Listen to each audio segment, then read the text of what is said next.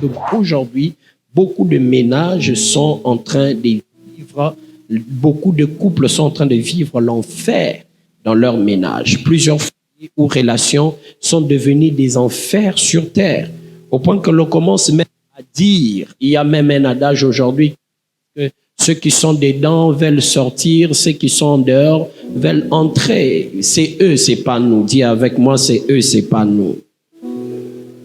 Bien-aimé, j'aimerais te rassurer une chose, c'est ce que je vais t'enseigner ce matin pendant quelques minutes, que c'est possible de vivre le paradis dans son couple. Regarde ton voisin, dis-lui, c'est possible de vivre le paradis dans son couple. Quand est-ce qu'un foyer ou une relation devient l'enfer? Premièrement, c'est lorsqu'il n'y a plus de transparence. Lorsqu'il n'y a plus de transparence. À chaque fois que le diable veut détruire, il amènera des zones d'ombre dans cette relation. À chaque fois que le diable veut détruire un couple, un foyer, une famille, il amènera toujours des zones d'ombre. C'est pourquoi, bien aimé, j'ouvre une parenthèse importante. Aujourd'hui, on ne peut pas s'en passer de la technologie dans la vie de couple. Mais écoutez ceci. Entre conjoints, il ne doit jamais exister des codes secrets. Jamais. Jamais. Il ne doit jamais exister des codes secrets. Regardez, aujourd'hui, on voit, il y a des conjoints, des conjointes qui ont des téléphones codés au point que son conjoint ne connaît pas de code. Il ne doit jamais exister des codes secrets dans la vie de couple. Là où il y a des zones d'ombre, les diables en profitent toujours. Pourquoi? Il est le prince des ténèbres.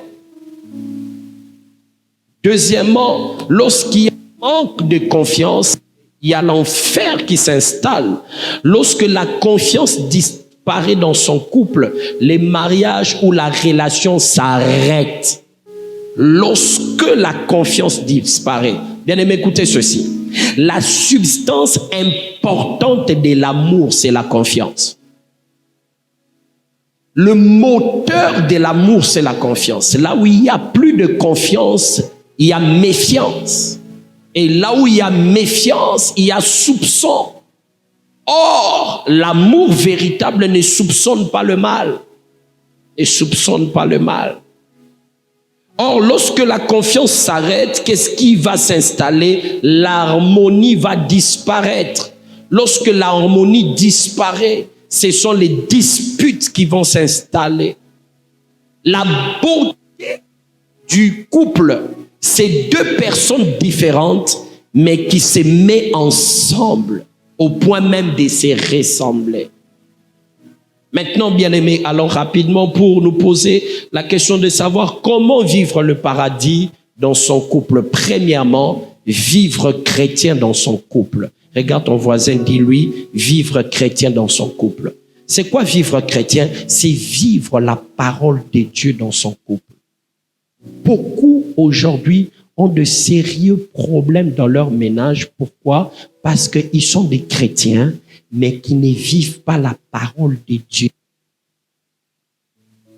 Écoutez bien aimé, en matière du mariage, en matière de la vie conjugale, on ne met pas la parole du Seigneur à côté. À chaque fois qu'on met la parole du Seigneur à côté, on est en train de détruire son mariage. Si chacun devait simplement vivre la parole du Seigneur dans son couple, beaucoup de mariages seraient des paradis sur terre. Vivre chrétien dans le couple, c'est aussi prier Dieu. Vous voyez, bien aimé, aujourd'hui, dans le couple, il n'y a que de remarques, des reproches. Mais combien encore aujourd'hui dans la vie de couple fléchissent les genoux pour intercéder en faveur de l'autre par rapport à son caractère, par rapport à son comportement, par rapport à ses défauts, par rapport à ce péché. Seigneur, transforme mon mari, transforme ma femme. Mais nous, aujourd'hui, on recourt simplement à des conseils. Bien aimé, Moutou Oyo, déjà, c'est un esprit qui est derrière son péché là. Toi, tu penses que conseil ndeko et kozongi senanzela? Quelqu'un qui est déjà envoûté par rapport à son caractère. Tu penses qu'un simple conseil ou crise de colère n'a pas n'abisso, c'est ce qui va le changer? Non. Regardez bien aimé, en tant que chrétien, ici je parle aux chrétiens, le jour où tu as voulu faire le pas, je parle à l'homme ou à la femme, le jour où tu as voulu faire le pas vers ton conjoint, tu as prié le Seigneur. Le mari a prié pour connaître la volonté de Dieu. Même la femme, avant de répondre, a prié pour connaître la volonté de Dieu. Mais pourquoi on ne continue pas avec la vie de prière? Seigneur, transforme mon mari, change ma femme.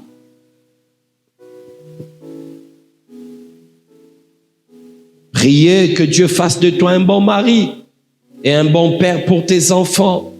Priez que Dieu fasse de toi une bonne femme et une bonne mère pour tes enfants. Mais deuxièmement, bien-aimé dans le Seigneur, c'est prier pour demander la sagesse divine pour la gestion de son couple.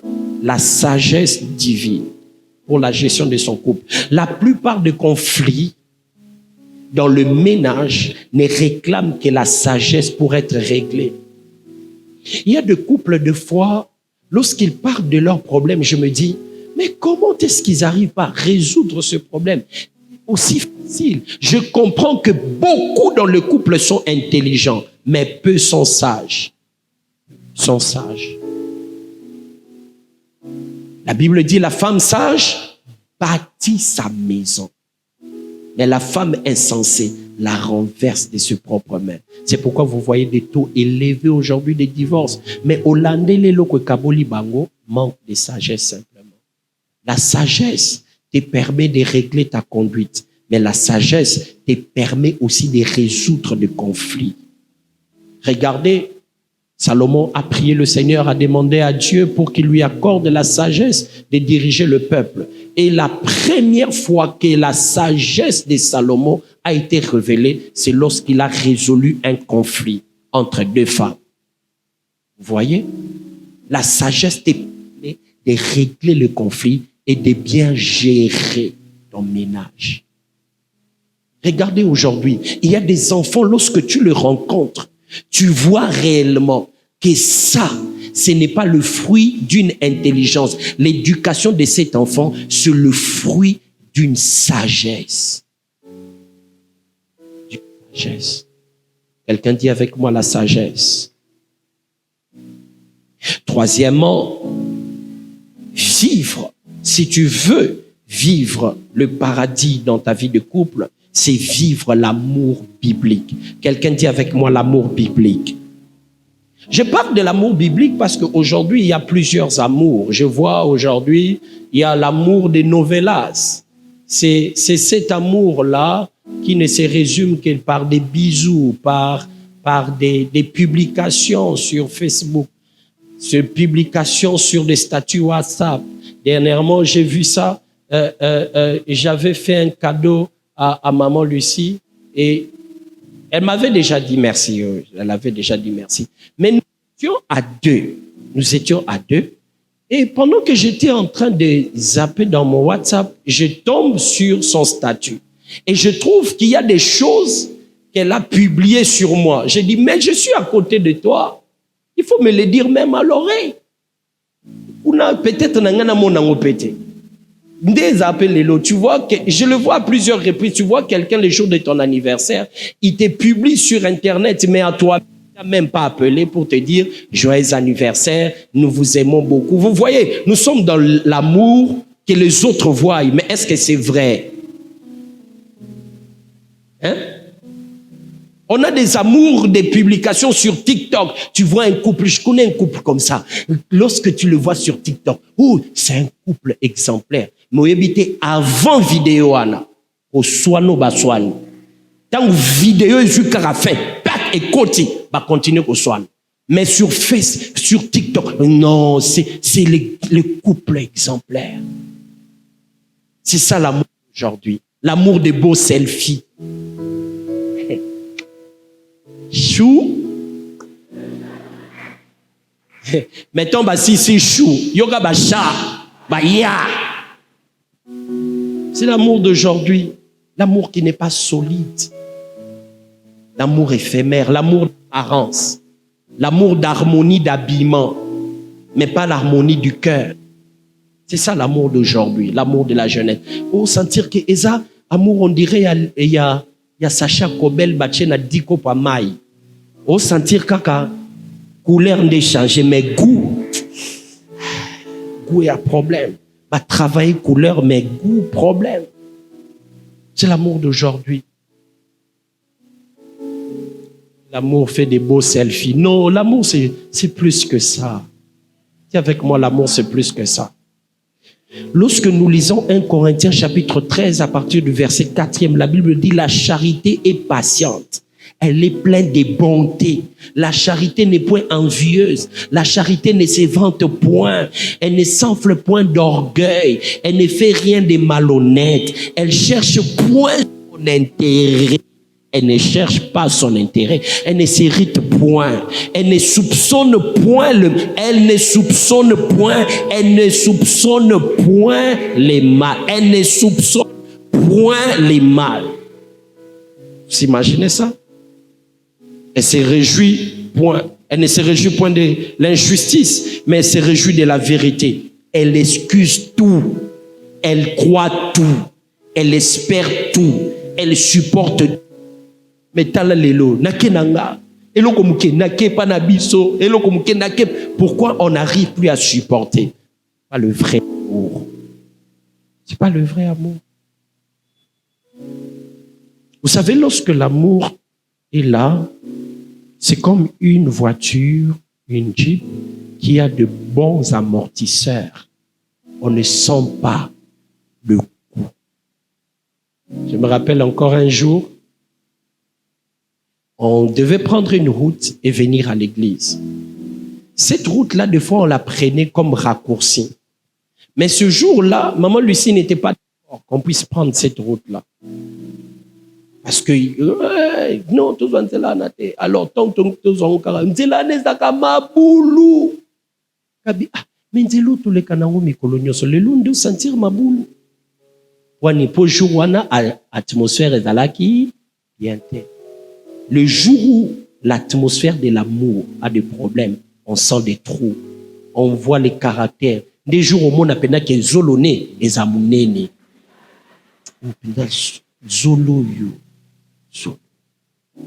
Tant que mon zolo bongo, c'est que problème est en zolo te. Ta ya zolo changer te. Et en des quantités à bolingo est problème.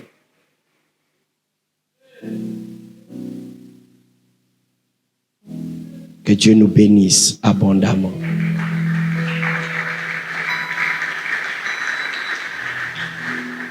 Courbe ta tête, prie le Seigneur. Demande une seule chose à Dieu. Seigneur, aide-moi afin que ma vie de couple soit un paradis sur terre et non un enfer. Prie le Seigneur de tout ton cœur. Fais-nous grâce, Seigneur.